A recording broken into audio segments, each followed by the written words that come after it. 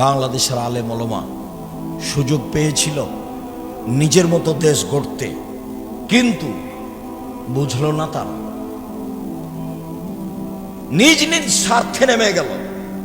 সবাই বসে যারা মনে করে আমরা কোরআন হাদিস বুঝি, হানাফি হোক, শাফি হোক, মালিকি হোক, হাম্বলি হোক, যেই হোক না কেন, তারা যদি নিজ স্বার্থ ত্যাগ করে বাংলাদেশের মাটিতে পরামর্শের ভিত্তিতে নেতা নির্বাচন হবে, এই পদক্ষেপ যদি তারা হাতে নিত, তাহলে যারা গাদ্দারি করছে, করেছে, করবে, এরা সুযোগ পেত না। কিন্তু আমি আর আপনি তো সুযোগ নিলাম না।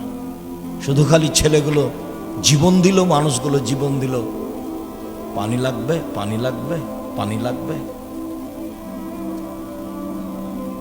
সুযোগকে মাটির সাথে মিশিয়ে দিল। সবাই নিজ নিজ স্বার্থ নিয়ে চলল ধর্মের নামে।